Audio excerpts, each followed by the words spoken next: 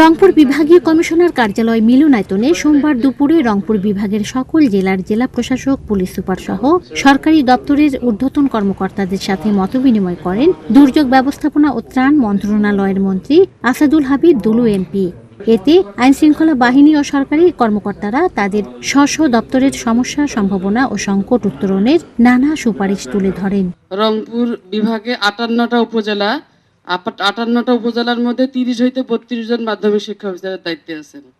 বাকি উপজেলাগুলোতে স্যার মাধ্যমিক শিক্ষা অফিসার আমাদের নাই স্যার। দিনাজপুরে স্যার 1000 শয্যা বিশিষ্ট যে হাসপাতাল, আর সদর হাসপাতাল হলো 250 শয্যা বিশিষ্ট। এখানে কিন্তু জনবল দেওয়া হয়। 1000 বেড হসপিটাল হলো, লোকবল হলো 600 বেড হসপিটালের জন্য। তার মানে আমার এখানে যে ম্যান পাওয়ার আছে সেটাতে পূর্ণাঙ্গভাবে 600 বেডের রোগীকে আমি চিকিৎসা দিতে পারি। সিম রেজিস্ট্রেশনের সংখ্যা যদি একজনের নামে একটি করে করা হয় বা যদি 2টা বড় জোর, এটি করলে আমার মনে হয় স্যার এই ফাইন্যান্সিয়াল ক্রাইমগুলো কমানো সম্ভব। স্যার আমাদের পর্যাপ্ত চালের মজুদ আছে, প্রায় 3 লক্ষ টনের উপরে চাল আমাদের মজুদ আছে। কিন্তু কুড়িগ্রামের মানুষ, সাধারণ মানুষ একটু প্রান্তিক স্যার, যেমন একটা মসজিদ সংস্কার, মন্দির সংস্কার বা নর্মাল একটা কাজ, এটা 50,000 টাকা দিয়ে হয়ে যায় বা 60,000 টাকা হয় স্যার। কিন্তু ওই যে 1,15,000 বার থাকাতে আমার ওইটাই দিতে হচ্ছে স্যার, দুজনকে ভাগ করে দিতে পারছি না। আন্দোলনের নামে মানুষের যে মুভমেন্টগুলো স্যার, এগুলো এখন গণতান্ত্রিক সরকার এসেছে, আমাদেরকে গণতান্ত্রিক উপায়ে এগুলো অ্যাড্রেস করতে হবে, তাহলে স্যার মানুষের ভোগান্তিটা কমানো সম্ভব হবে।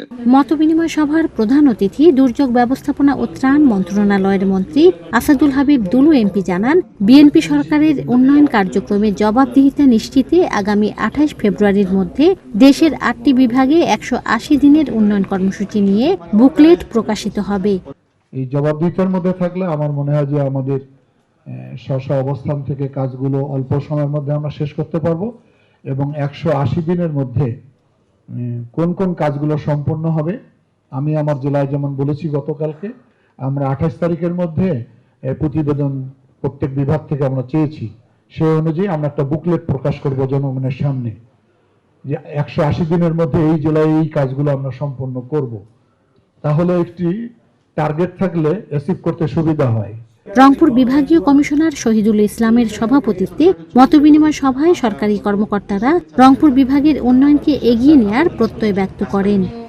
মেরিনা লাভলি, বাংলাদেশ বেতার, রংপুর।